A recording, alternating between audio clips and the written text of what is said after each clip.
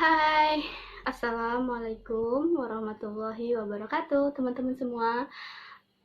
Semoga selalu dalam keadaan sehat walafiat dan selalu stay at home untuk mencegah penyebaran COVID-19 di Indonesia ya.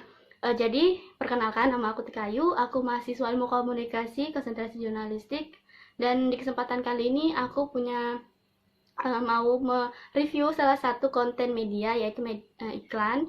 Iklan ini tentang salah satu produk kecantikan yang santer banget dan akrab familiar di telinga-telinga kita dan sering seliwiran di televisi nasional Indonesia.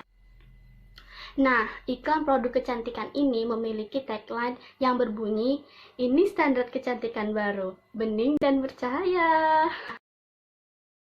Teman-teman, iklan kecantikan ini yang berdurasi 30 detik lamanya, jika sekilas kita dengar tidak ada yang janggal. Namun, kalau kita telaah lagi dari tagline-nya yang berbunyi seperti itu, rasanya ada yang janggal. Jadi apa yang janggal itu? Menurutku sejauh ini pengiklanan produk kecantikan ini sangat berhasil di pangsa pasarnya. Karena apa? Karena dalam pengiklanan mereka mampu mengubah stereotip orang dan mendorong sikap konsumerisme pada khalayaknya. Dan ini semua dirangkum dalam yang namanya creative brief.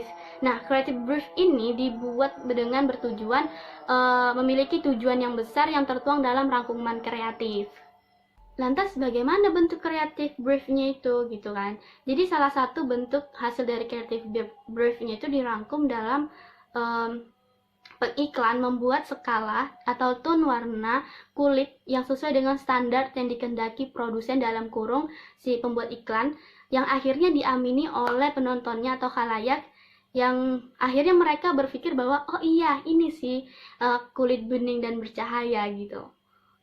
Namun balik lagi seperti yang saya sebutin sebelumnya, kalau kita bahas lebih jauh lagi ya, apa sih yang terkandung dalam tagline si iklan produk kecantikan ini yang yang berbunyi standar kecantikan baru, bening dan bercahaya gitu kan.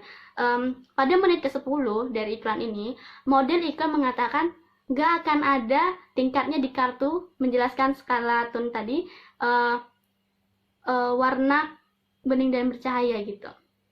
Jadi di satu sisi juga aku pikir bahwa si produsen pembuat iklan pun itu bingung menjelaskan, mendefinisikan bening dan bercahaya itu yang seperti apa. But people don't care about it. Kenapa sih kok bisa mereka jadi produk yang populer gitu? Karena apa? Realitas terpaannya terhadap khalayak itu terjadi secara berulang-ulang. Jadi masyarakat itu ingat, oh ini loh produk yang untuk yang ini gitu, untuk pencerah wajah. Kemudian loh kok bisa ya orang fokus bisa tahu itu produknya bagus gitu, nginget sama yang produk itu. Jadi karena jargonnya yang tadi disampaikan, orang cuman fokus terhadap jargon atau tagline yang disampaikan oleh produk kecantikan tersebut, tapi tidak pada kandungan yang ada di dalam produknya itu. Iklannya, persekian detik scene pada iklan yang menjelaskan tentang isi kandungan yang terdapat di dalam krim pemutih itu mengalami percepatan durasi persekian detik daripada scene yang menjelaskan jargon yang tadi. Jadi jargon, pada scene jargon itu iklan ini kembali kepada durasi normal. Jadi khalayak ataupun penonton yang melihat iklan tersebut jadinya cuma ingat kepada yang si jargonnya, bukan pada kandungan apa yang ada di dalam produk tersebut. Jadi pada akhirnya scene yang menjelaskan jargon tersebut terlihat lebih dominan daripada scene yang menjelaskan kandungan dalam produk tersebut. Jargon atau tagline ditimbulkan pada suatu iklan merupakan inisiatif bentuk-bentuk impian-impian sosial yang ditujukan kepada komoditas yang kemudian dikonstruksi oleh sebuah sistem. Nah, sistem apa itu? Sistem kapitalis. Setelah jargon ataupun tagline berhasil merasuki para khalayak dan publiknya melalui penayangan yang intens, juga masif, juga sporadis di media apapun, maka timbullah sikap konsumerisme pada publiknya ataupun khalayaknya yang ditimbulkan juga karena nilai-nilai kontradiktif di masyarakat, yaitu aktifnya yaitu kesenangan diri, gaya hidup, status sosial, dan juga nilai-nilai patriarki. Nah, kemudian gabungan nilai-nilai kontra menghasilkan perselingkuhan yang apik dengan sistem kapitalis, hingga akhirnya didukung dengan kemampuan memproduksi barang-barang secara massal. Sehingga ideologi kapitalis, konsumerisme, ideologi patriarki saling menguatkan dan tak ada yang runtuh dari keduanya, dari semuanya. Dan dari penelitian yang dilakukan oleh ZAP Beauty, rata-rata perempuan Indonesia menginginkan produk pencerah kulit dengan persentase 59,5% untuk generasi X dan 60,5% untuk generasi milenial. Sungguh pangsa pasar yang sangat bagus sekali menurut orang-orang kapitalis. Kemudian Dove melakukan penelitian dari 98% perempuan di dunia, tidak ada yang memilih kata cantik untuk menggambarkan dirinya sendiri. Sedangkan hanya ada 45% yang menggambarkan seperti itu. Nah, jadi yang 45% ini masih menggambarkan makna cantik itu hanya dilihat dari bentukan fisik.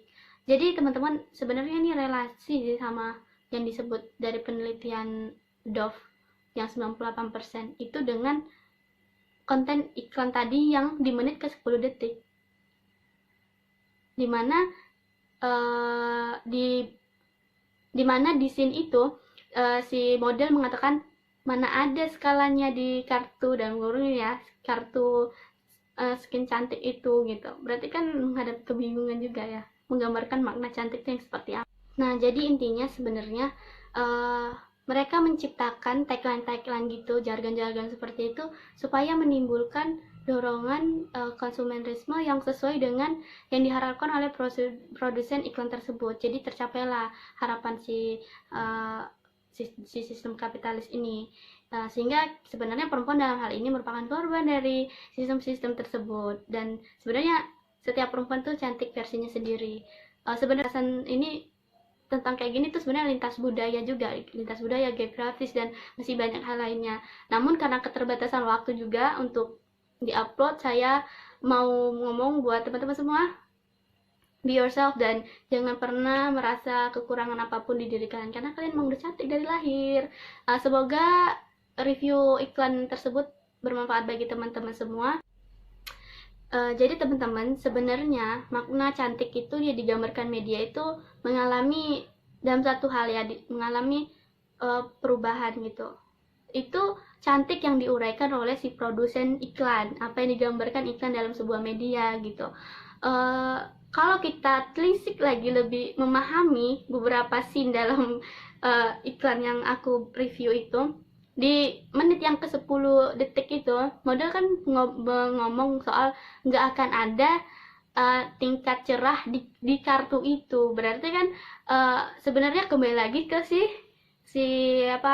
masing-masing orangnya gitu. Namun karena kita terintenskan sama gambar yang ditampilkan dengan model yang kulitnya cerah, kenyal, dan itu, jadi kita tuh kepikiran bahwa oh yang cerah itu yang kayak gitu loh. Jadi skala itu cuman sebagai sedikit gambaran soal kayak gini kayak gitu. Jadi semoga teman-teman paham dengan apa yang aku sampaikan di review iklanku kali ini. Karena keterbatasan waktu untuk penguploadan, aku mohon maaf jika ada kata-kata yang salah, dan semoga teman-teman semua dapat manfaat dari apa yang aku sampaikan.